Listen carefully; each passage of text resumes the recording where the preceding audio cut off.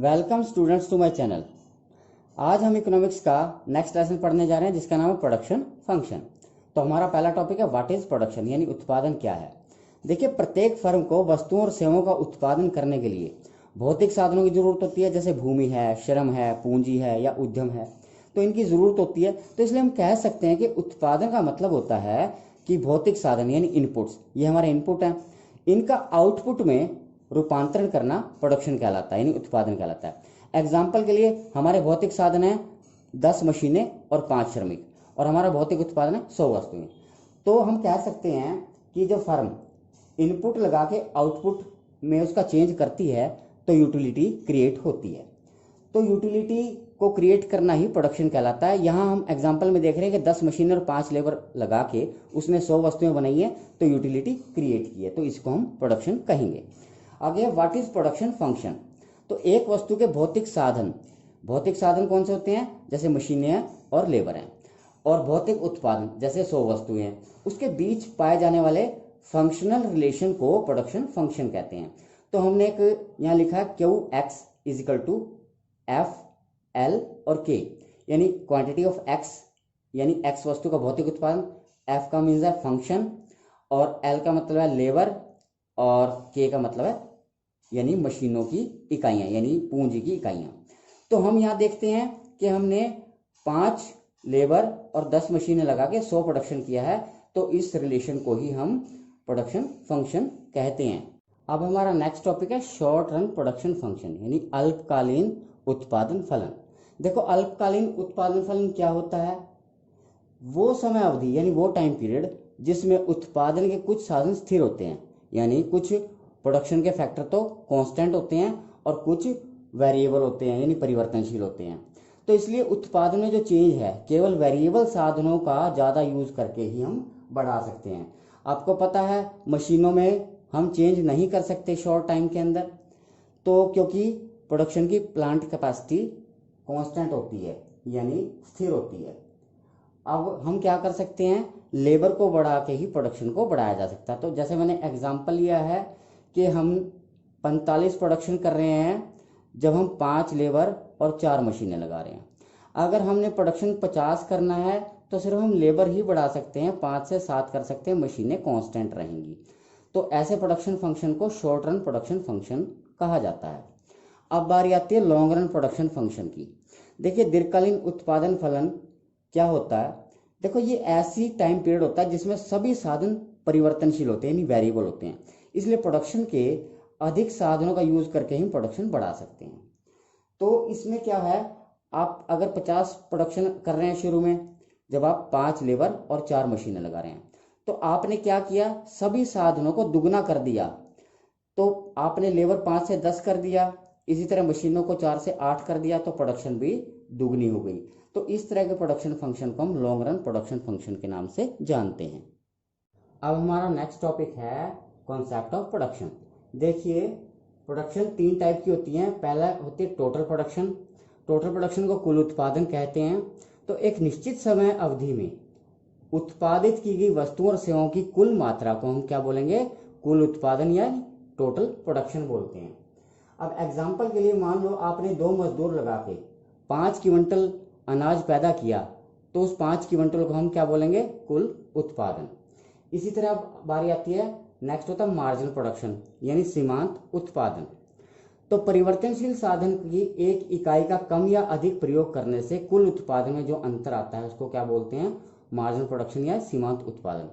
अब आप पूछेंगे कि परिवर्तनशील साधन कौन से होते हैं, मजदूर जो हैं वो परिवर्तनशील साधन कहलाते हैं। अब इसका फॉर्मूला होता है MP यानी marginal production is equal to delta TP बटे डेल्टा L। एग्जाम्पल मैंने लिया कि 2 लेबर अगर आप लगाते हैं तो 5 टन प्रोडक्शन कर रहे हैं। इस तरह 3 लेबर लगाते हैं तो 9 टन प्रोडक्शन की जाती है। तो चेंज इन TP यानी टोटल प्रोडक्शन में चेंज क्या है, 9 में से 5 लेस करेंगे तो 4 टन आपका चेंज आया। और लेबर में क्या चेंज किया आपने, पहले 2 थे अब 3 हो गया, यानी 1 लेबर आपने बढ़ाया।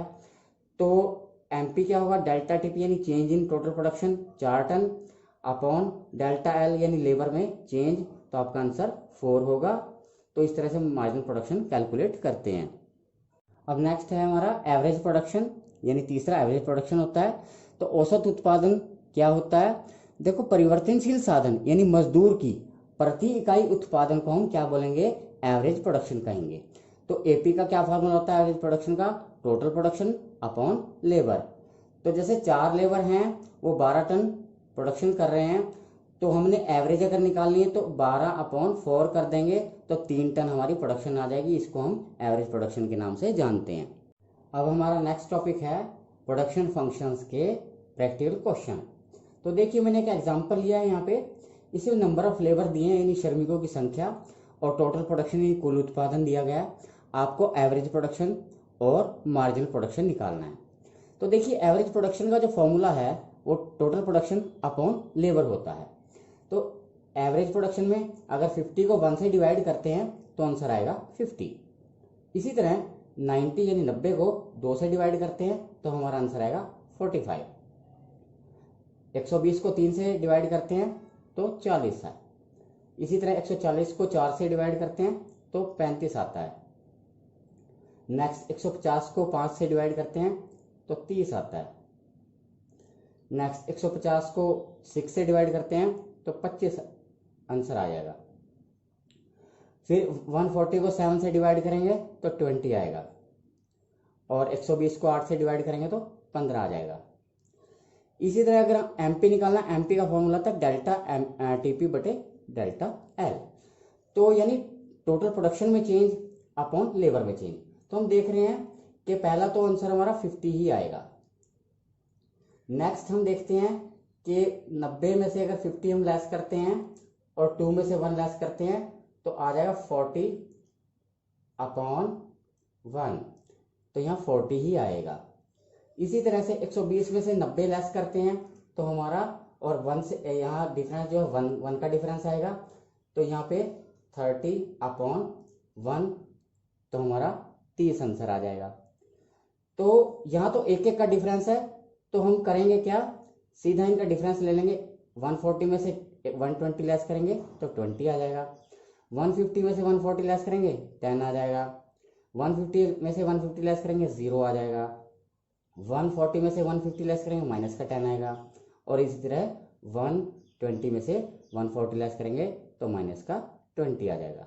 तो स्टूडेंट्स, मैंने एक फॉर्मूला और लिखा है कि अगर हमें टीपी फाइंड आउट करना हो तो हमें एमपी को जोड़ देना चाहिए। यानी टीपी क्या होता है? जोड़ ऑफ एमपी, यानी सबमिशन ऑफ एमपी। मैं इसको आपको प्रूव करके दिखा रहा हूं। अगर यहाँ टोटल प्रोडक्शन गिवन ना होता तो हमें एमपी दिया होता तो टोटल प्रोडक्शन कैसे निकालते? पहला 50 आ जाता, 50 में 40 जोड़ते तो 90 आ जाता, 90 में 30 जोड़ते तो 120 आ जाता, 120 में 20 जोड़ते तो 140 आ जाता। इसी तरह 140 में 10 जोड़ के 150 आ जाता। अगर हम कुछ भी ना जोड़े तो 150 ही रहता। अगर हम -10 लेस कर देते तो 140 आ जाता। इसी तरह 20 लेस करते तो 120 आ जाता। तो आप समझ गए होंगे कि सबमिशन ऑफ एमपी क्या होता है? हमारा टोटल प्रोडक्शन ही होता है। तो आपने ये सारे फॉर्मूलाज को याद रखना है अगर आपको प्रैक्टिकल क्वेश्चन निकालने हैं। तो स्टूडेंट्स, अगर आपको आज का वीडियो अच्छा लगा हो तो इसे लाइक करें, शेयर करें, सब्सक्राइब करें और बेल आइकन का बटन ज़रूर दबाएं।